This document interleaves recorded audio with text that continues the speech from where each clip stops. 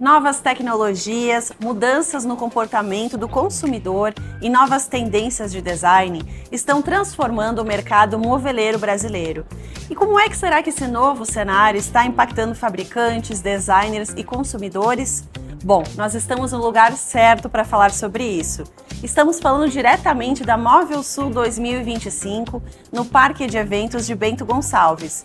Nesse episódio do Somos Móveis, nós vamos explorar os desafios e as oportunidades desse setor, desse novo momento e também saber o que está por vir no design de interiores do moveleiro brasileiro. Somos Móveis, o podcast do Sindimóveis Bento Gonçalves. A análise dos nossos especialistas para temas que impactam o setor moveleiro. Para falar sobre todos esses tópicos hoje, que envolvem o cenário moveleiro, que falam de design no meio da Móvel Sul Brasil 2025, nós contamos com a presença de dois profissionais muito especiais e que eu vou apresentar agora. Eu sou a jornalista Raquel Fronza e recebemos aqui o Ken Fonseca. Seja bem-vindo, Ken. O Ken é designer, doutor em design e professor e pesquisador do curso de design da Universidade Federal do Paraná. Ele possui experiência profissional e acadêmica em temas envolvendo estratégias de promoção do design e desenvolvimento de produtos com foco em inovação. É membro de comitês técnicos e executivos de programas de promoção do design no Brasil, como Design Excellence Brasil, Via Design, Design Export e a Bienal Brasileira de Design de 2010. Participou como jurado em premiações de design, como o IF Concept Design Award, a 4ª Mostra Jovens Designers, o concurso Espaços do Futuro e o Novíssimos do Design da Universidade Brasileira em 2010. Recebemos também com muito prazer a Bianca Munhato. Seja bem-vinda, Bianca. Vou falar um pouquinho do currículo dela também. Ela é designer de interiores, tem licenciatura em artes e é CEO da Interarte Design de Interiores. Isso mesmo, Bianca? Isso mesmo. Ela é conselheira da Associação Brasileira de Design de Interiores, membro de comissões como a ABNT, membro do Comitê de Ética do Centro Universitário das Belas Artes de São Paulo. A Bianca tem especialização em Psicologia Estética e Social pela USP e em História Social das Artes pela PUC. Ela é a criadora da plataforma digital GDI Online, que é focada em gestão no desenvolvimento dos projetos de design de interiores. Soma mais de 30 anos de experiência no mercado de design de interiores e atua na elaboração de projetos em reformas, retrofit e consultorias, tendo em seu currículo diversos prêmios de seus projetos realizados no Brasil e no exterior. E uma coisa muito interessante, um dado muito legal, é que ambos foram jurados da primeira etapa do Prêmio Salão Design e a gente vai querer falar sobre isso também aqui. Para começar o bate-papo com vocês dois, novamente bem-vindos, que seja um bate-papo muito produtivo. Ken, a gente gostaria de iniciar o bate-papo sobre um cenário geral, né? Os dois têm muita experiência no segmento moveleiro, no segmento de design, e eu gostaria que vocês nos contassem, então, como vocês enxergam a evolução do setor moveleiro nos últimos anos. Isso a gente pode falar sobre design autoral, produção nacional. Bem-vindo, Ken. Bom dia, obrigado pela apresentação. Eu gosto muito de falar sobre o tema design, eu acho que é um tema bem relevante. E o design sempre esteve enfrentando desafios desde que ele é institucionalizado no Brasil nos anos 60, né? Então, nos 70 muda uma visão, 80, 90, isso sempre foi um processo natural do design, o próprio conceito do design cada vez ficando maior. Mas o que tem acontecido agora e que acho que é uma coisa diferente foi o surgimento das novas tecnologias, que de repente a velocidade ela aumentou muito. Então, o que se antes levava 10 anos para mudar, agora de um ano para o outro muda. E aí o surgimento, por exemplo, da pandemia. Então os hábitos mudam muito rápido. E a questão da globalização, que antes era um discurso, falava-se de globalização, mas não se sentia. Hoje você liga a televisão e você assiste um dorama coreano e a pessoa está comendo de um jeito diferente, a mesa tem que ser diferente, o prato é diferente, tudo é diferente. Então isso acelerou, né, a maneira de pensar. E aí que está o desafio do atual momento, e aí seja no design nacional ou internacional, que a velocidade é muito rápida. Como é que a gente vai dar conta de atender essas demandas das pessoas, né? Então a gente passou por um momento que é muito interessante, dos anos 80, 90, quando tem o crescimento da classe C e D, e deu um boom no setor moveleiro, né? Mas ainda era um gosto muito médio.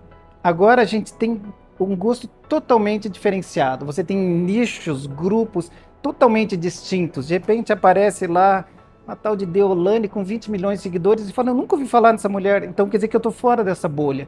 E o desafio é como eu entro nessa bolha, e se eu estou dentro dessa bolha, como eu saio dessa bolha, né? Então é um desafio que se põe tanto para o setor produtivo, quanto para o setor que comercializa, quanto os próprios designers que estão criando. Eu acho que o desafio nesse momento é essa velocidade, né? E que tem um lado perverso que é uma obsolescência muito rápida também das coisas, que aí a gente tem que pensar o que é isso, né? E como que a gente vai dar conta disso.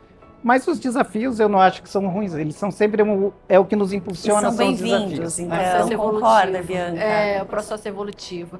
Esse recorte que o Ken fez é muito interessante, né? Porque na década de 80, 90, a gente percebia a valorização do design, mas era um processo de absorção, inclusive dentro dos interiores, de um modo mais modesto, né?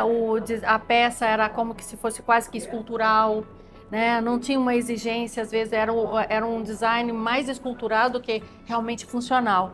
O que a gente está percebendo, e aí eu pego aí da década de 80 para cá, que é onde eu estou atuando, hoje eu percebo que, principalmente depois da pandemia, as pessoas olharam para dentro de si mesmo, né? Voltaram para dentro de casa e começaram a analisar a sua gestualidade. Como que eu posso movimentar para isso aqui ficar mais confortável? Aí eu vou falar do ponto de vista do design de interiores, né? Como que eu posso fazer isso para isso ficar mais confortável para mim? Não, peraí, essa luz me incomoda porque eu tenho sensibilidade visual. Essa gaveta, esse puxador não me atende porque eu uso unha de gel. Esse barulho dessa dobradiça me incomoda. Então, quando a gente começa a avaliar e valorizar o ser humano no sentido da usabilidade, aumenta muito o grau de desafio da gente atender essa necessidade. E isso é exatamente, nós que estamos lá na ponta, a gente consegue mensurar o processo do salto que teve depois da pandemia. Essa exigência que teve não é mais do mesmo. E a necessidade, assim como a gente tem o selfie, né, que eu falo que a tecnologia está aí apontando sinais, né? Hoje a pessoa pega um selfie, tá um cenário bonito lá, ela se apropria desse cenário, fazendo uma selfie, se colocando, ela não tem nada a ver com aquele cenário, mas ela vai lá, ela se apropria, ela se inclui ali dentro. Então, você olhar para si mesmo e você querer fazer parte de um todo, mas de um modo inclusivo e pertencer, é um desafio que nós temos hoje em dia de desenhar os interiores de forma que fica absolutamente sob medida para aquele indivíduo. É um desafio maravilhoso. Eu acho que aí até uma coisa que é bem interessante que a Bianca coloca, que assim, os prédios, eles estão construídos. Eu consigo fazer um retrofit, mudar alguma coisa, mas ele está construído, ele é imóvel. E o que vai ter que mudar? São os móveis. Então, as respostas mais rápidas, elas vão estar nos objetos. E aí, eles é que vão criar esse novo lifestyle. É muito interessante que ambos falaram sobre a pandemia, sobre essa velocidade que foi ganha naquele período. E pelo que vocês falam, esse nível de exigência ele se manteve, o mercado revolucionou e esse nível se mantém de exigência? É por aí? Eu não diria só um nível de exigência. O que acontece é que as pessoas também estão se descobrindo. Nesse momento que que a gente ficou meio fechado, é um momento de reflexão. Então, por isso que, por exemplo, essa questão do design autoral ou design aplicado ao território, onde eu me reconheço nos objetos, aí sim um objeto que é produzido localmente ou por um designer que eu conheço ou um material que eu conheço, começa a adquirir um valor distinto de antes. Porque foi um momento muito reflexivo que a gente teve na pandemia. E aí foi um momento mesmo de se repensar e surgem coisas que até então não se dava muito valor. Por exemplo, o fato dos pets, né? Antes o cachorro era cachorro, o gato era gato. Agora ele está dentro da casa. E o sofá foi projetado para o gato? Não, os móveis foram pensados para isso. Como que é a nova dinâmica da casa, né? Eu acho que isso, ele é um momento reflexivo e ele gera coisas que não tem a ver com a pandemia, mas tem a ver com essa alta descoberta mesmo. De desejos mesmo que eu tinha, que antes eu não me preocupava. Eu comprava cama, comprava mesa, comprava cadeira. Agora não, eu quero uma mesa que me represente, ou que eu tenha alguma conexão. Eu acho que esse foi um momento interessante da pandemia. Muito legal. E já falando sobre esse a usabilidade, sobre tendências. Eu gostaria de ouvir de vocês um pouquinho o que se espera, quais são as principais tendências em design de imobiliário ultimamente. Vocês até passaram já pela Móvel Sul, imagino, são juradas do prêmio. O que é que a gente pode falar sobre esse tema? Olha, eu queria até pegar um gancho aqui do Ken, que ele falou uma coisa muito interessante, que as pessoas estão se descobrindo. Eu entendo o seguinte, que a pandemia foi um grande portal. Existia um mundo analógico, um pouquinho digital. E dentro da pandemia, nós tivemos uma necessidade de fazer uma imersão nesse mundo digital. Nós estávamos presos em casa, avaliando tudo que nós tínhamos em casa e vendo o mundo lá fora, né? E aí as pessoas aprimoraram a proximidade com essa questão da tecnologia. Começaram a pesquisar, começaram a conhecer, tiveram tempo de mergulhar num universo que até então era restrito também, se você for pensar bem. Então, essa amplitude, essa ampliação do conhecimento fez com que as pessoas começaram a entender, gosto disso, não gosto daquilo. Opa, peraí, isso aqui me interessa, como que é isso? E começaram ali a evoluir e a desenvolver esse gosto mais apurado, eu penso, né? E você fez um comentário muito bacana, que é essa questão da evolução. Se você pensar, por exemplo, na época do meu pai pediu minha mãe em casamento e falou que ia comprar um jogo de quarto. O que era o jogo de quarto? Era a cama, 2 mesas de cabeceira, a penteadeira e um guarda-roupa de 3 corpos, né? Um corpo para ela, o outro acho que era roupa de cama e embaixo as gavetas e ponto e basta. Então era só aquilo. Hoje, se você vai fazer uma compra, pede alguém em casamento. Peraí, qual que é a densidade do seu colchão? Peraí, qual é o seu peso? Como é que é a sua gestualidade? Você é destro ou canhoto, né? Então, esse processo é muito complexo e é maravilhoso, porque abre um desafio sensacional para nós, design de interiores e design de produtos também, para você poder atender essa demanda. Agora, eu acho que o desafio vai ser fazer o nicho. Aí, pegando o gancho do Ken também, que falou sobre os pets. Os pets, até alguns anos atrás, eles eram simplesmente bichinhos de estimação. Foram promovidos para pet. E pet hoje é filho. É filho. Nós temos uma forma, dentro da nossa plataforma GDI, nós temos uma forma de perguntar qual é o seu pet, o seu filho, né? É um de 4 patas, é um cachorro, é um gato, é um iguana, é peixe? O que é que você tem? E nós projetamos a casa para esse indivíduo, esse ser humano que tem que ter o bem-estar. Ele fica doente, ele vai comer uma planta que vai morrer, você vai colocar um aquário marinho, a laje vai flambar, porque tem peso, tudo tem que ser projetado para aquilo. Então, o desafio é maravilhoso, eu acho isso sensacional. Eu acho que tem uma coisa legal, essa questão essa questão do mundo digital, que é muito bacana. Vamos falar assim, quando eu era pequeno, eu conhecia uma casa de uma pessoa rica. Não, né? Você não entrava na casa dos outros. Você poderia ter visto uma foto estática, que não passa a sensação, né? Então você não sabia como era a vida das pessoas, você poderia assistir uma televisão, mas a televisão ainda é um cenário, não é a vida real. Aí surgem essas redes sociais, onde você conhece o banheiro da pessoa, a casa, onde é que ela guarda as coisas. Então a relação com os objetos vai mudando, né? Eu começo a ver que eu posso... E aí, assim, uma pessoa que está na Coreia, que eu nunca vi, ela vive um outro estilo de vida, né? Então, quando você pergunta de tendência, eu acho que uns anos atrás era mais fácil falar. A tendência vai ser um padrão de zebra com flores, etc, né? Então, o Marinângelo Alfredo, aqui da Grandene, ele fala uma coisa muito bacana. Ele fala assim, quando fala de tendência, eu sempre imagino um fio. A parte de fora é onde você tem as coisas que te enxerga. Então, a moda agora vai ser o rústico, vai ser o industrial, vai ser o floral. Aí existe uma segunda camada, mas por que é esse rústico industrial? Porque as pessoas querem se aproximar. Aí vai indo até que chega no espírito da época, né, o Zeitgeist, que aí você entende por que aqui fora hoje ele é dessa cor, é dessa...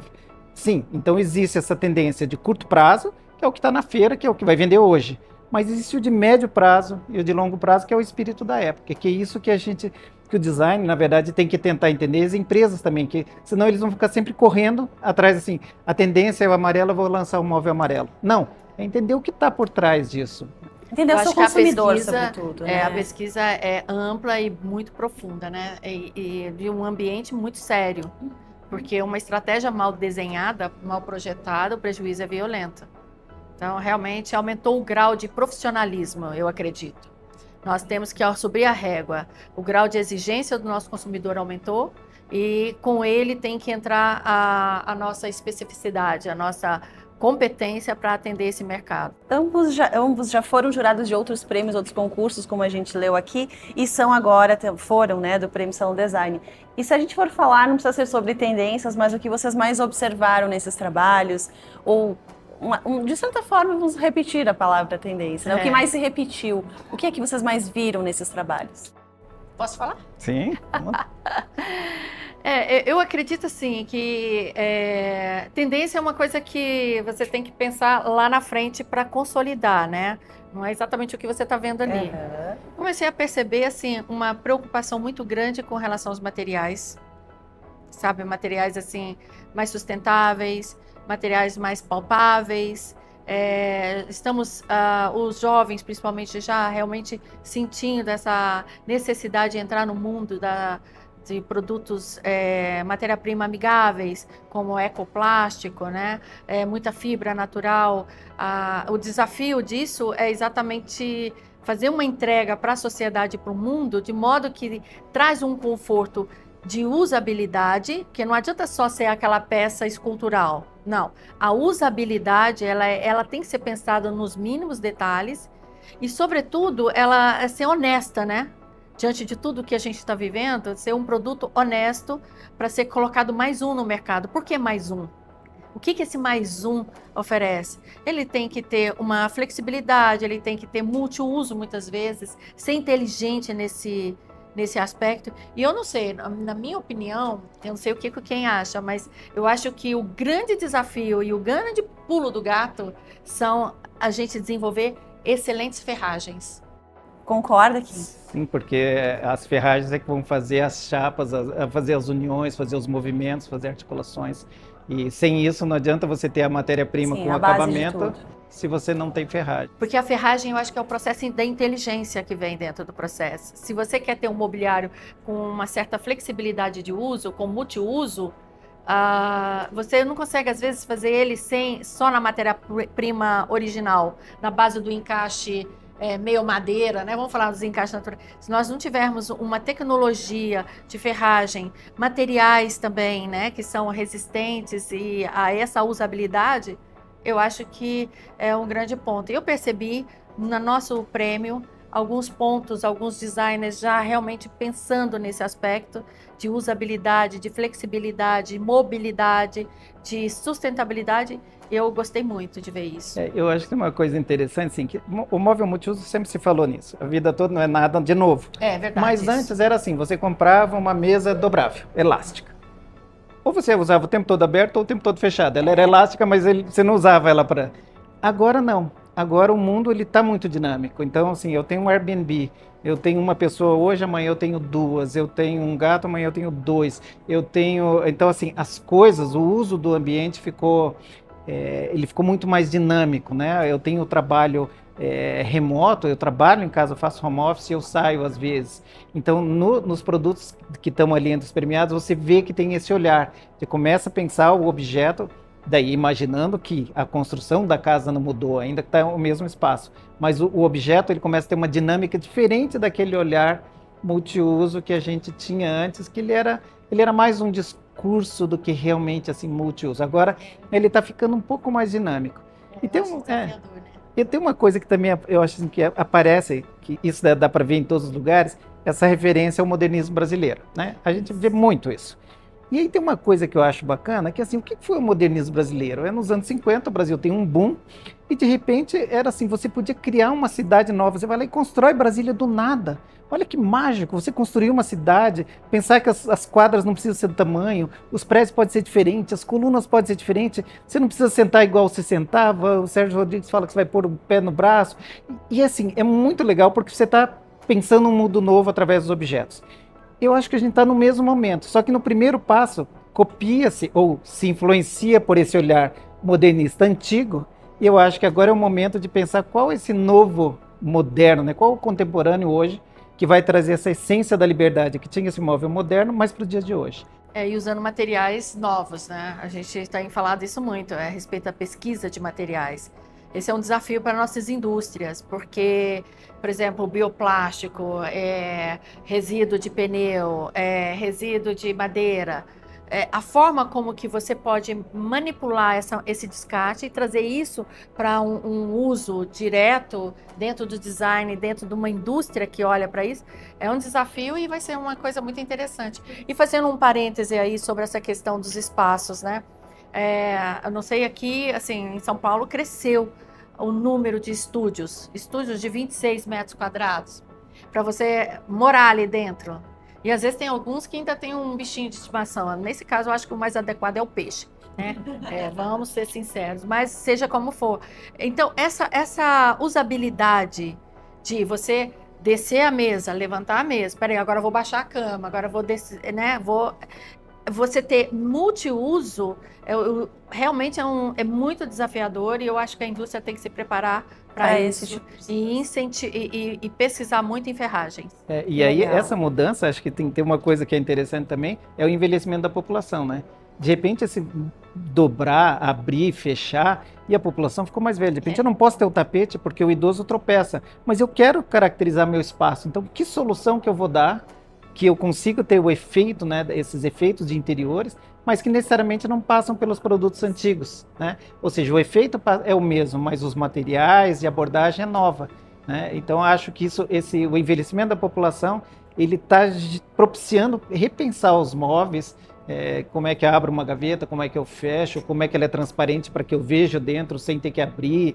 Eu tenho que repensar, e aí é a casa inteira, do interruptor de luz ao trinco da porta, né? Eu acho que é uma coisa bacana de se pensar. É maravilhoso, não é? Fala a verdade. Claro que é. E a Bianca, ela falou um pouquinho sobre sustentabilidade, né? Ela já entrou nesse tema que eu também gostaria de explorar um pouquinho mais. Você deu exemplos que isso já é visto no Prêmio Salon Design, né? E é um desafio isso chegar na grande indústria também, né? Em reproduzir isso na forma de fabricar, na forma de entregar, na forma de consumir esses produtos. Vocês têm enxergado isso com uma preocupação também do setor? Sim e não. Eu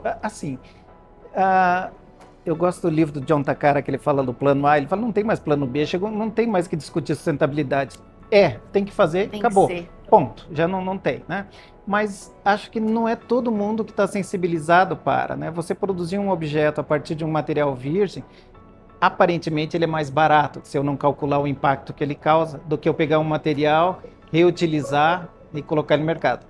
É lógico que se eu olhar o custo, parece que ele é mais caro, mas na verdade não, porque tem um benefício ambiental que ele está fazendo. Então, acho que a mudança, sim, ela parte está dentro do setor produtivo, mas parte está no consumidor. O consumidor tem que ser capaz de perceber que isso é um valor e que isso realmente é uma escolha dele. Ele pode optar ou não, né, por ter um produto com impacto menor. E que isso tem um custo. E sim, ele está fazendo a parte dele. O meu ponto de vista é bem parecido bem dentro do que o Kim falou, mas eu fico pensando também o seguinte, quando fala que é mais caro, aí é que é a nossa barreira, sabe? Nós precisávamos de ter um incentivo assim, do setor, junto onde isso não pudesse representar o valor, porque, na verdade, é uma compensação de ambientes, né? Já se fala tanto em compensação, né? Você vai fazer uma planta de uma casa aqui, mas se você for tirar isso aqui, você tem que compensar um monte de outros lugares. Então, essa compensação, no final das contas, porque não é só pelo valor monetário, deveria ser um incentivo para viabilizar e acelerar esse processo. Há 20 anos, há mais de 20 anos, a gente está falando sobre essa questão da sustentabilidade e é como quem falou, não existe outro caminho. É o que tem para agora, nós temos que fazer isso já. E existe um outro caminho que, além da sustentabilidade, a gente recebeu vários profissionais aqui nesse estúdio que reforçaram o quanto isso não é mais uma escolha, né? E existe uma outra, não vamos dizer que é tendência, porque não é, já é uma realidade, que é o uso de ferramentas voltadas à tecnologia artificial, né? Inteligência artificial. Isso também você sente que já vem impactando, mudando? É possível ainda ter um design autoral em meio a tanta velocidade que a gente comentou no início? Olha, eu acho as IAs são umas ferramentas como qualquer outra, né? Elas vão dar um ganho em termos de velocidade de pensar, né? Porque ela é capaz de fazer conexões muito rápidas, mas ela é alimentada por conhecimento. Então, criou uma nova profissão, que são os prompt designers ou prompt engineer, que são as pessoas que criam os prompts para que gere as IAs generativas. Ainda ela está muito na questão formal, ela ainda não chegou a fundo na questão construtiva, mas sim, vai chegar, é uma questão de tempo. E ela ainda, vamos dizer assim, esse profissional, que é o prompt designer, agora ele tem que ter um conhecimento muito mais transversal do que antes. Ele tem que entender de cinema, ele vai ter que entender de teatro. Esses dias estivemos fazendo um exercício sobre um dos setores, um dos espaços da casa que ainda é muito convencional, que é o banheiro. E a gente foi discutir a questão do banheiro da América Latina, o banheiro latino, como é que seria. E quando a gente jogava em IAs generativas, elas faziam um banheiro com uma banheira. Opa, não entendeu, né? Aqui a gente não toma banho de banheira. Aí você falava, não, mas é latino, aí ele, tropical, aí ele botava umas plantas assim, uma monstera, tal, umas coisas assim. Aí você falava, não, vamos falar Frida Kahlo. Aí começava a botar cor. Então você vê que as referências de cinema, teatro e arte passa-se muito relevante agora para o operador das IAs. Então assim, as IAs vão ajudar? Vão. No momento, eu acho que elas estão um pouco flamboyant, vamos dizer assim. Elas geram coisa muito rococó, né? É muito elemento formal. Ajuda a você pensar caminhos possíveis, mas ainda não gera soluções técnicas de produção. Sim. Ela ajuda nesse processo de pensar, né? Eu acho que ela dá, assim, uns cenários. Ela te dá, assim, isso. Na verdade, o que o professor Ken falou é isso mesmo. E, assim, do meu ponto de vista prático, pelo que a gente percebe, muitas vezes eu vou pegar uma experiência particular. Eu faço meus desenhos à mão. Depois que eu faço todo um processo com meus clientes, entendendo gestualidade, quais são os valores, referência, se tem memória afetiva, é uma série de coisas e, claro, tudo atrelado a uma questão técnica, de layout e tal. Depois que eu fiz esse croquis, eu falei, quero ver como que a IA comporta. Aí, realmente, foi muito bacana, porque eu sabia qual era o meu cliente, o que ele gostava, quais são as cores, as referências, qual o estilo que ele queria. Aliás, não é um estilo, são vários estilos. E eu fiz à mão. Quando eu passei aquilo ali na IA, falei assim, olha, renderiza esse ambiente com estilo contemporâneo, com toques tal, das cores, isso, aquilo, enfatizando metal, couro, isso, aquilo. Quando eu desenhei isso, em 3 segundos. Aí eu fiquei enlouquecida, porque eu tenho um pessoal muito bom de 3D, são super competentes, mas não tem aquela agilidade, mas em 3 segundos, né? 3 segundos marcados. Eu até fiz isso, postei lá no meu Instagram, que eu falei, gente, é um caminho. Agora, eu já fiz o caminho inverso. Se você não sabe exatamente direcionar a IA, o prompt, no caso, que é o que o professor está falando, se você fala assim, desenha uma logomarca para mim, vamos falar design assim, sem ser de interiores, ele vai viajar, você vai ficar fazendo parametrização durante, assim, acho que uns 3, 4 dias. Então, assim, porque ele pega a fonte de pesquisa, de inspiração de onde ele vem de parâmetros que, da forma como você fala, vai te confundir muito mais do que na verdade é. Assim como, por exemplo, vamos pegar o recorte aí dos 3Ds, né?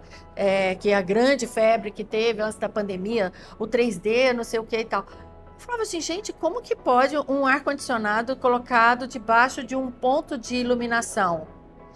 E outra coisa, o ar-condicionado colocado numa situação que você percebe que é inviável.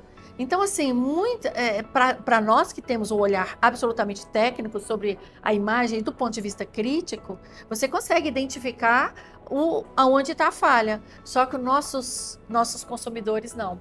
E aí, muitas vezes, eles trazem aquilo, falam, olha, eu vi isso aqui, eu quero isso aqui. Aí você, com a sua tecnicidade, você vai chegar e falar, olha, isso aqui não pode porque você está colocando um ar-condicionado na fachada externa, você está colocando um nicho de banheiro na fachada externa, hoje é proibido, né? Então, quer dizer, você tem parâmetros para argumentar e balizar e derrubar o que é uma IA, o que é um conhecimento técnico consistente. Então, é maravilhoso também. Na verdade, a IA é uma grande biblioteca que você pode depois fazer um pente fino daquilo que você já internalizou, como você direcionou e tudo mais. Você concorda, professor? Mas aí tem uma coisa do algoritmo que eu acho que é um pouco, que aí é um pouquinho complexo, que é assim, se ela pesquisar, o algoritmo vai reconhecer as coisas que ela pesquisa e vai dar uma resposta para ela. Se eu usar os meus algoritmos no meu computador, ele vai dar um resultado um pouco dentro das coisas que eu vejo. Agora, digamos, nem eu nem ela, nós não queremos ver mais do mesmo. A gente quer ver uma coisa totalmente nova. O algoritmo não vai buscar, porque ele busca dentro das coisas que já existem. Então, ele tende a ficar limitado ainda à busca, porque ele não vai conseguir pesquisar o mundo inteiro. Então, vamos dar um exemplo. Será que os algoritmos estão buscando os designs de interiores na China, já que é um país relativamente fechado? Será que vai buscar em outros lugares? Provavelmente não. Mas, de repente, eu queria uma referência de lá. Aí eu vou ter que mexer, manipular os prompts para ver se ele vem. Então, assim, mas eu também concordo que a imagem que sai é linda. Então, ela enche os olhos, a luz é bonita. Não funciona nada, mas encanta. É uma coisa maravilhosa e em segundos, o resultado é rápido, né? Mas o que você falou muito desenho. Interessante no começo também, que sobre a busca de referenciais, o repertório individual, isso não tem substituição, né? E é isso que vai direcionar esses resultados que vocês vêm falando. Isso. Eu acho que o desafio é o estudo contínuo. Então, não adianta você pensar que a tecnologia vai te deixar mais esperto e mais inteligente. Não vai. Passa pela sua massa cinzenta de verdade. A gente esteve indo, falando anteriores, numa sala de testes da Electrolux, então eles têm uma sala de realidade virtual, onde tem geladeiras, fogão e tal. Então você consegue ver os novos produtos como se você estivesse dentro de uma sala, realmente, né? E é uma sala mesmo. Só que assim, o cheiro, o calor, o vento ainda não está, né? Então as tecnologias ainda têm limitações que ainda não... Pode ser que chegue. Nesse momento ela ainda é uma ferramenta que ajuda, ganha em tempo, mas ela ainda não está dando conta para ser a única solução possível. Mas está bem avançada, viu? Está bem avançada. Mas essa busca de repertório que a gente comentou, é nesse tipo de espaço que a gente está, que ela amplia, né? Sim. Vocês acham muito importante esse pessoal estar aqui, reconhecem essa relevância? Eu acredito que para você poder criar, você tem que fazer essa imersão aqui dentro, você entendeu? Você tem que olhar de tudo, você pensa, você absorve, realmente é uma esponja.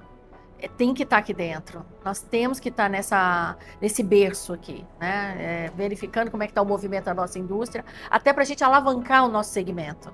Nós precisamos alavancar nosso segmento. O Brasil tem um potencial violento. Eu acho que a gente não usa toda a capacidade do que a gente tem.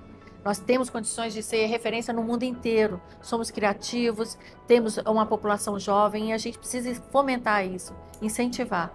Além da gente falar sobre o design, sobre o uso de inteligência artificial, a gente pode falar também sobre a tecnologia na indústria, né? Vocês estão aqui, vocês viram já o resultado dos produtos, mas passam também por novas tecnologias na fabricação em larga escala. O que é que a gente pode falar sobre essa transformação na hora de entregar o mobiliário para as pessoas, na hora de criar esse mobiliário? O que vocês têm observado voltar à tecnologia? Eu sempre, assim, é uma coisa que eu acho que vale a pena pensar, é que a tecnologia está ao alcance de todo mundo, né? Então, às vezes, uma empresa grande, pequena, elas conseguem ter acesso à mesma tecnologia. Então, há uns anos atrás, você ia fazer impressão direta, daqui a pouco todo mundo estava fazendo. E aí eu não estou vendo a qualidade do produto, que alguns eram melhores, mas a tecnologia em si ela é muito parecida. Eu posso comprar uma chapa de BP com um determinado padrão, tudo bem que um grande cliente ele consegue ter um padrão um pouquinho diferente, mas o outro pequeno ele consegue ter também. Então assim, a tecnologia por si só ela não é o diferencial, ela ajuda sim, mas assim, essa combinação de tecnologias e mercados e o olhar para o consumidor é que vão fazer a diferença. Não é só a tecnologia, porque a tecnologia enquanto cada vez mais fácil o acesso, não é ela que vai ser o diferencial. Talvez a maneira como você usa, o local que ela usa. E aí sim, eu acho que... Você concorda, Bianca? Sim. Eu concordo. Eu acredito que a tecnologia em si, se ela fosse a solução de tudo, seria muito fácil. Ou não é? Não estaríamos aqui, talvez? Não, nós estaríamos em outro patamar. Então, assim, é mais complexo do que a gente focar. E eu acho que a gente tem que começar a desmistificar isso, de pensar que a tecnologia é a solução de tudo. A solução de tudo está pelo nosso conhecimento, nosso trabalho manual, nosso processo, inclusive, de voltar ao processo criativo, inclusive na manual. A gente estava até comentando sobre isso, né? Do desenho, de você desenvolver essa capacidade de você trabalhar suas percepções humanas, né? Porque é isso que vai nos diferenciar de tudo. Então, a tecnologia, ela não é tudo. Ela é uma ferramenta, o professor falou muito bem, ela é uma ferramenta que vai acelerar, mas só pode acelerar se você tiver um bom piloto aqui na frente, né? Senão a gente bate e acabou, não vai ter problema. Não que não seja relevante a tecnologia, talvez ela permite, por exemplo, que eu faça aí uma coisa interessante, séries menores, que isso era uma coisa que tempos atrás era bem mais complicado. Setup de máquina, você parar uma fábrica para mudar um detalhe, levava muito tempo, hoje em dia não. Ou quando você tem a produção descentralizada, você faz um produto aqui, aí vai vender na Bahia, a fábrica terceirizado lá reproduz a mesma coisa porque a tecnologia é a mesma. Né? Mas o projeto, o pensar do objeto foi aqui, né? E você falou uma coisa muito interessante, Bianca, que é sobre o piloto que está coordenando essa viagem, né? Quando a gente fala piloto, pode ser muitos profissionais, mas eu queria falar do novo designer. Vocês já somam décadas de atuação, né? Desenvolvem projetos das mais diferentes áreas. O que é que vocês vêm notando nesse público jovem, nesse público que está lá inscrevendo o Prêmio São Design? Quais são as características desse novo piloto, o designer? Uau! Essa pergunta é maravilhosa. Ela é boa. Eu acredito assim, que o mercado de design no Brasil cresceu, assim, ninguém tem dúvida, né? Hoje você falar que você é um designer, na minha época ninguém nem sabia o que era e todo mundo ficava meio... Hoje não. Quando eu falo que eu sou um designer de interiores, eles sabem exatamente o que eu faço. E me distingue do todo, do resto, da cadeia da construção civil. Sabe exatamente qual é, e assim, sem inclusive superposicionar com outras funções.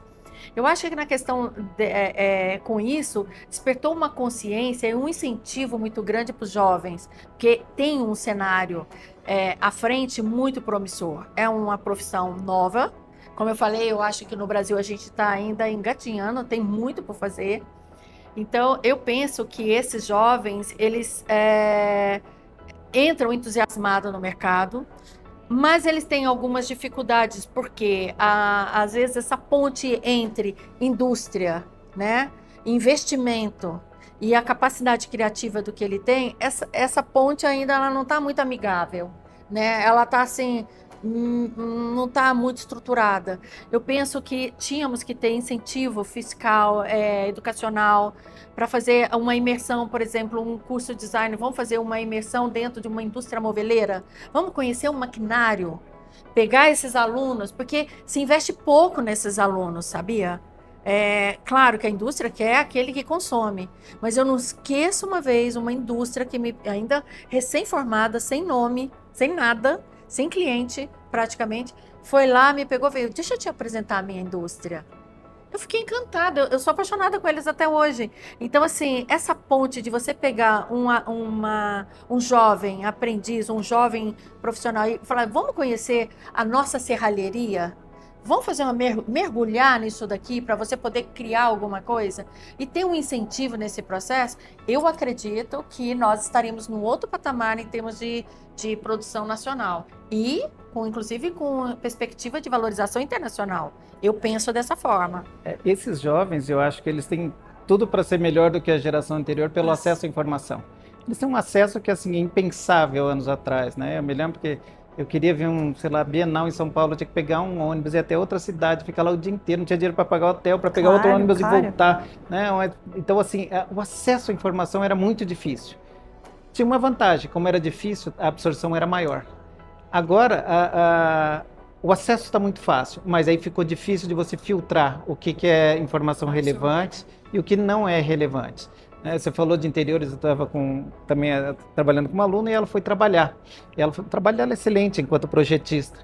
Daí ela descobriu que existia encanador, pedreiro, eletricista, que atrapalhava, entre aspas, atrapalhava. Falei, não, isso é a vida real. Então, assim, eu acho que eles ainda são muito digitais. E essa aproximação com o mundo real tem que acontecer de uma maneira mais forte, porque daí eles têm todo o potencial de se tornar excelente, né, pela informação, dados, tecnologias, ferramentas, Só que tem que ir para o mundo real, né? Eu acho. E esse aí, você falou uma coisa também, eu vou pegar um gancho. O maior desafio que a gente tem, sabe qual é? Trazer os jovens para o mundo real. Esse mundo digital distancia, não desenvolve a empatia. Para você projetar, para você projetar, você tem que ter empatia, sabe, com as pessoas. Você tem que gostar das pessoas. Você tem que gostar que a pessoa vai reclamar que você está fazendo aquela cadeira baixa demais. Que você, sabe, você tem que aceitar a crítica do outro. E eu acho que com esse mundo digital, da forma como está, e o que a gente está percebendo, até dentro da psicologia a gente percebe isso, essa dificuldade de lidar com o não, de ter que se superar, de se colocar no lugar do outro. Então, tem que fazer trabalho voluntário, você entendeu? Tem que desenvolver outras aptidões, porque fazer design não é sentar e fazer uma forma, botar no computador e aquele 3D vai cuspir aquela máquina e tô bonita na fita e é um objeto escultural. Não cabe isso mais. O objeto ele tem que ser funcional. A fase do escultural já passou. Então, é uma outra realidade, mas não se faz design sentando em frente a uma tela de computador, manuseando muito bem os prompts, nem as tecnologias. Tem que gostar de gente, senão não vai dar.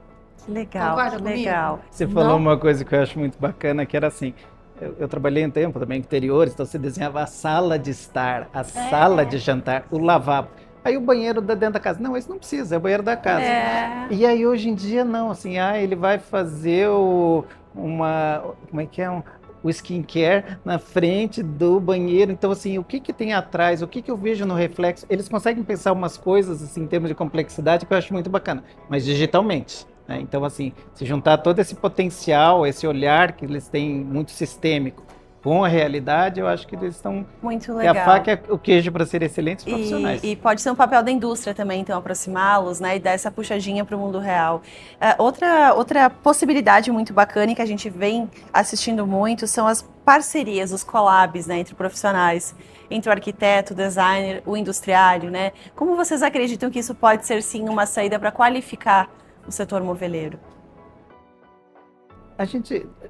Alguns projetos que a gente trabalha com o governo do estado, com o governo tanto do estado quanto do governo federal, é entender que quando a gente fala o universo das empresas, cada empresa ela está em nível diferente. Então não adianta falar aproximar com a empresa, né? Então o pessoal do Centro de Design da Dinamarca tem um desenho que chama assim a escada do design, que eu gosto bastante, que é o primeiro degrau, assim, não usa design, não precisa de design, não vai fazer design, ponto. Ele vai copiar, vai abrir um catálogo e esse é o posicionamento estratégico dele. Não adianta eu querer que essa empresa use design. Não. Aí tem o segundo degrau, que assim, o design, a empresa acha que design vai ficar bonito. Tudo bem, não é só isso, mas já é um avanço. Então vamos deixar bonito, talvez ele entenda o próximo degrau, que o design está intimamente ligado com a questão do processo produtivo. E aí, quando chega no último degrau, é que a empresa entende que design é uma estratégia. Porque se ele não estiver ligado a todo, ele não vai funcionar. Mas para cada empresa, esse approach, essa aproximação, ela é distinta. Você não pode ter uma ferramenta única, um jeito único.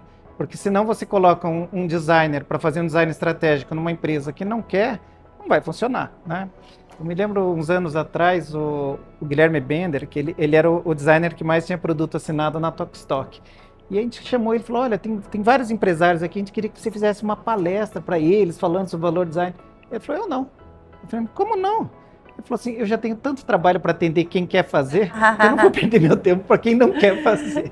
Então, legal, eu acho que assim, né? Tem que entender que tem soluções distintas para empresas distintas. E talvez uma das falhas dessa promoção do design é fazer assim, um mesmo pacote para todo mundo. Não, para cada empresa...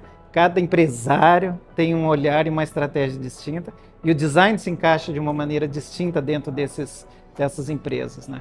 Concorda, Bianca? Concordo sim. Essa ponte, ela tem que ser estabelecida, aí é multifacetas, né? É um trabalho que... E eu acredito que é uma mola propulsora, uma vez que existe essa collab, né, e ela realmente promove o resultado honesto, fidedigno dentro do sistema. Eu acredito que o brasileiro ainda tem dificuldade de trabalhar em equipe, sabe? Eu fiz um trabalho uma vez em Milão, fiquei no estúdio do Mendini e era muito interessante essa coisa da colaboração, né? Não tem necessidade da apropriação da ideia, a ideia é coletiva, né? E essa é uma troca de conhecimento muito bacana, onde você reconhece seu ponto fraco e seu ponto forte, né? E se o objeto, se o resultado é satisfatório, é um trabalho coletivo. Isso é um incentivo também que a gente tem que fazer, porque normalmente, até pouco tempo atrás, isso não existia, né? É muito difícil essa coisa de apropriar a ideia. E é muito bacana quando você tem alguma coisa bacana e você dá o crédito, né? Você dá o crédito daquela criação, dá o crédito daquela frase.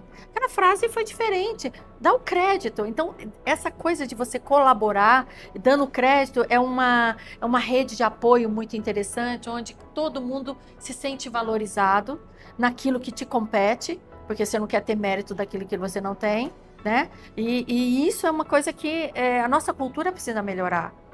A gente precisa saber trabalhar. E eu acho que, em especial, também os designers têm que entender isso, né? Que existe vários perfis de designers distintos. Então, você falou, eu estava me lembrando da Edra, quando eles vão vender o sofá boa dos Campanas, né? E aí eu conversei com o Máximo Borossi e falei, poxa, esse sofá, eu só vi um na minha vida de verdade, que era naquele Hotel Unique lá em São Paulo, depois nunca vi em nenhum lugar. Eu falei, esse negócio vende? Ele falou, não, você não vende nada. Eu falei, mas por que vocês têm isso? Ele falou, a gente saiu em todas as capas de revista do mundo. Então eles entendiam que o design, naquele momento, para aquela empresa, era mídia. Era isso. É escultural, eles queriam. Mídia. Agora, tem empresa que não, que o projeto dele é para estar lá na Magazine Luiza. Então, assim, eu tenho que ter, mas eu não vou pegar um designer que trabalha com esse tipo de design, vamos dizer, para fazer um projeto. Então, assim, também tem que entender que o designer, ele tem perfis distintos. E essa conexão, né, a empresa com a indústria tem que identificar qual o perfil de cada um deles para poder fazer essa conexão. Então, o projeto do Design Export com a Apex era justamente isso. A gente cadastrava uma série de designers, cadastrava uma série de empresas, identificava a demanda e aí falava assim, olha, não vamos dizer esse tem que ser com esse, mas esses designers têm um perfil próximo do que você quer. Esses daqui não, esses, então assim, e aí a chance de dar certo é muito melhor. Eu até me lembrei assim, de contar de histórias, eu me lembro que estava trabalhando com uma empresa e a gente tinha desenhado um armário bem popular mesmo, capelinha, né, 2 portas com espaço no meio e tal. E eu tinha colocado o puxador na altura correta, ergonomicamente, para você abrir a porta. Aí o empresário falou, não, é no meio da porta. Eu falei, não, a porta você não pode pôr no meio. Eu falei, não, se você colocar abaixo, a chance do montador montar de cabeça para baixo é muito maior. Se você coloca no meio, numa linha de produção. E numa loja que vai ter um montador que nem é da loja, né? Ele é um terceirizado, ele não vai errar. Então coloca o puxador no meio. Então o designer vai fazer concessões porque é um mercado que a empresa conhece e o designer vai fazer a parte que ele conhece. Então assim, é uma relação mesmo que tem que se aproximar e aí tem designers que não conseguem trabalhar em alguns segmentos e tem empresas que não conseguem trabalhar com certos designers. Esse é um casamento que tem que ter uma força de vontade coletiva, né? Onde e justificar o porquê. A partir do momento que existe, aí tem que ter conhecimento também, de todos os lados, né? Ele chega e fala, olha, na minha linha de produção, se você coloca embaixo e em cima, isso vai me dar problema. Então, quer dizer, é uma concessão que você tem o seu know-how, o outro tem a prática, o outro tem know-how, e aí, olha que bacana que é, a coisa flui, né? Agora, o sucesso disso tudo é se o produto é vendável, se ele encontra o consumidor dele realmente adequado e dá um grau de satisfação muito grande. E mais perfeito ainda é se esse produto entra dentro da economia circular, onde ele faz com que o processo dele de usabilidade e morte desse produto ou descarte não afeta nada a natureza. Olha como que isso tem que ser muito bem pensado. A collab, inclusive, tem que ser com o planeta. Não é só 3, não. Tem que colocar o planeta junto aí, porque senão... Aliás, tem que colocar o planeta sempre como no collab. A gente já aprendeu aqui hoje, inclusive, que não tem mais chance dele ficar de fora, né? Não, ele tem que estar... Aliás, eu acho que ele é o chefe. É verdade. Até antes falava muito, né, do design centrado no usuário, que agora é design centrado no humano. Agora é o design centrado nas coisas também, porque quando eu coloco um objeto no mundo, ele impacta no mundo. Então, assim, eu não estou falando só do consumidor, mas no ambiente ele vai impactar também. Então, eu tenho que pensar também nos não viventes, né, que a gente fala. E aí, por isso que está essa complexidade e por isso que não pode ser um trabalho sozinho. É sempre um trabalho de colaboração entre todos os atores envolvidos. Gente, muito legal o nosso bate-papo. E para encerrar, vocês falaram várias sugestões, dicas, insights voltados ao público que está começando, ao designer que quer ingressar e ter uma trajetória tão bacana como a de vocês. Algum recado final para esse público, além de frequentar eventos como esses, além de oxigenar ideias, além de colaborar com outros profissionais e com a indústria de uma maneira empática? Eu tenho. Ótimo. Bom, eu acho que a primeira coisa é saber que quem é seu patrão é o planeta. Então, tudo que você vai pensar em gerar, até filho, né? A gente tem que cuidar para não estragar o planeta. Pensa, uma cadeira também. Deus me dê botar um filho que dá problema, não dá. Bom, mas enfim. Então, a primeira coisa é o planeta. Nós precisamos cuidar disso, né? Segundo, eu acho que todo jovem designer que gostaria de entrar na nossa profissão tem que fazer um trabalho voluntário. É pré-requisito. Tem que gostar de gente. Para de ficar pensando que a máquina vai resolver tudo, porque não é por aí. Até porque senão a gente vai acabar com o planeta de verdade, né? Então, assim, dicas realmente essa questão, estudar bastante, o repertório tem que ser aumentado, não adianta visitar igual faz lá no Google, eu vou no teatro, eu vou visitar um museu, vou pelo Google. Pelo amor de Deus, vai lá sentir a luz, o passarinho que passa que não estava... Porque a natureza, o mundo, ele é o improviso. Esse é o grande presente. Você está lá, de repente passa um passarinho na sua frente. Te muda a percepção de tudo, né? O cheiro, a luz. Então, saiam desse ambiente confinado. Vai viver o mundo lá fora, porque esse mundo é exatamente para quem você está projetando. Se você ficar projetando ali, você vai projetar que não vai dar certo. E outra coisa, você projeta para gente. Se você não conhece gente, não conhece o planeta, não conhece nada, como é que você vai fazer? Né? Então, é isso. Com relação ao ponto de vista das indústrias, a sugestão que eu tenho é abre espaço para fazer o processo de imersão desses alunos que estão na escola, sabe? Que de repente pode visitar um dia na fábrica. Faz um trabalho assim, tipo assim, um período que a fábrica esteja de certa forma ociosa, se é que pode dizer assim, mas traz esse pessoal para poder fazer essa imersão. Seleciona os melhores da sala, os que tem nota melhor para você, porque não adianta aquele que está lá olhando o celular o tempo todo. Esses dias para trás eu estava com o fabricante e ele falou, não adianta, os jovens vêm visitar a fábrica, ficam olhando o celular, fica tirando foto, aí depois você pergunta como é que é, não sabe. Então, assim, não desperdiça a oportunidade, né? Mas, por outro lado, então, as fábricas fazem um estacionamento de celular logo na entrada. Legal. Deixa todo mundo estacionado o celular e aí faz a imersão para poder entrar naquele universo, tomar gosto do que é uma linha de produção.